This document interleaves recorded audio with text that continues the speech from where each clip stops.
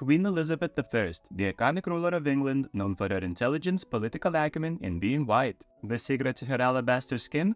Venetian cerus, the 16th century Photoshop, only instead of making teenage girls insecure, it gives you hair loss, skin damage, and decays your teeth into discolored nubs. Why was this Venetian cerus cosmetic so dangerous?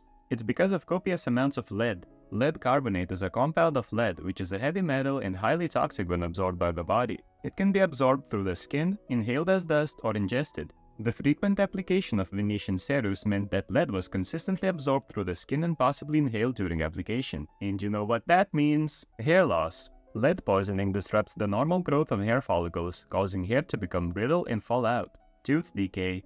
Lead interferes with normal repair process of teeth, leading to decay and loss. Skin damage. Continuous use of lead-based products damages the skin's protective barrier, causing irritation and making the skin more prone to infections and other issues. And how to fix that if not slather more of that toxic white stuff on yourself? Overall health decline. The cumulative effect of lead poisoning affects multiple organ systems, leading to chronic health issues and a general decline in health. Your Majesty? Looking extra white today.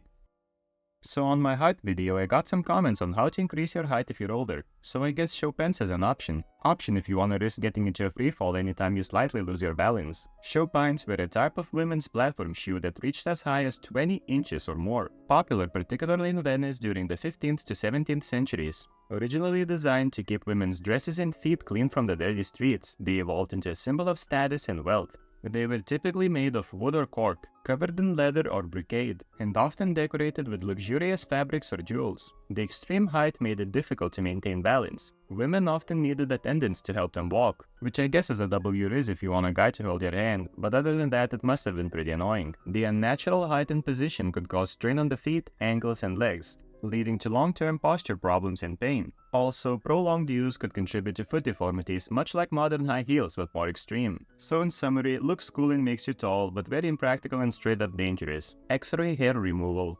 In the early 20th century, shortly after the invention of X-ray, people started to spin their noodles on what else they could use this newly discovered type of wave that you shine at yourself without knowing what it does. Shoe stores used X-ray machines to view people's feet and shoes they tried on. They also noticed that they can pretty effectively remove one's hair from one's body.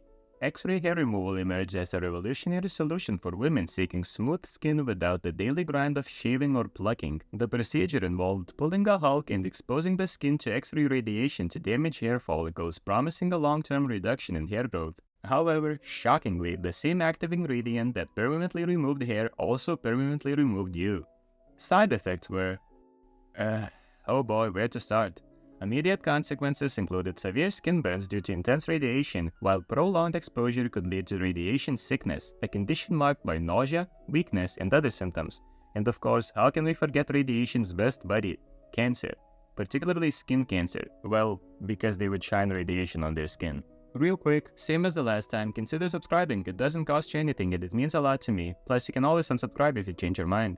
Corsets were trending from the 16th to early 20th century. They were designed to cinch the waist and create the coveted hourglass figure. But they came with severe health risks that made them a deadly fashion trend. Tight lacing could drastically restrict breathing, leading to respiratory issues such as corset lung and frequent fainting episodes. Since it would make your organs do the opposite of social distancing, prolonged use could displace them, as well as cause chronic digestive problems like acid reflux and constipation. And turns out your uterus doesn't like all this extra pressure. So reproductive complications were also a thing. The unyielding pressure deformed rib cages, sometimes straight up breaking them, and weakened back and abdominal muscles, resulting in muscle atrophy. Circulation issues were also common, leading to numbness and tingling in extremities. And despite all these things, corsets were essential for societal acceptance and fashion. So women would often be thugging it out for up to 24/7, only removing them for short periods. Some even padded their corsets with sawdust or cotton to achieve a more dramatic effect. This obsession with the ideal body shape even led to a market for corset training, where young girls were laced into corsets at a tender age to mold their bodies permanently. The dangerous allure of corsets underscored the powerful influence of fashion and societal expectations on personal health and well-being. During the 18th and 19th centuries, the fashion for felted hats inadvertently introduced a deadly ingredient, mercury. The process of felting, which involved shaping food into felted fabric, utilized mercury nitrate or mercuric nitrate as a key component. This exposure to mercury vapors inhaled by hat makers led to a devastating condition known as Mad Hatter's disease, or erotism, or as I like to call it, Mad Hatter's disease. Hat makers known as hatters applied mercuric nitrate to animal fur, usually rabbit or beaver, to create felt for hats. The mercury helped bind the fur fibers together and achieve the desired shape. However, during this process, hatters were constantly exposed to mercury vapors. Over time, this exposure led to the absorption of mercury into their bodies, primarily through inhalation and skin contact. The symptoms of Mad Hatter's disease were severe and often debilitating. Hatters developed uncontrollable tremors, particularly in their hands. They experienced mood swings, irritability, and hallucinations. Other physical symptoms included impaired coordination, slurred speech, and loss of memory. Prolonged exposure to mercury caused irreversible damage to the nervous system and kidneys. Some hatters suffered from chronic mercury poisoning, which could eventually lead to death.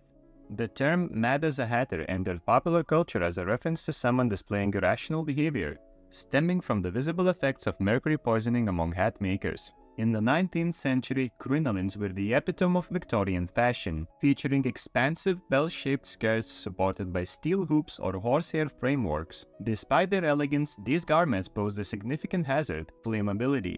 Constructed with layers of fabric over steel hoops, crinolines were highly prone to catching fire from sources such as candles or fireplaces.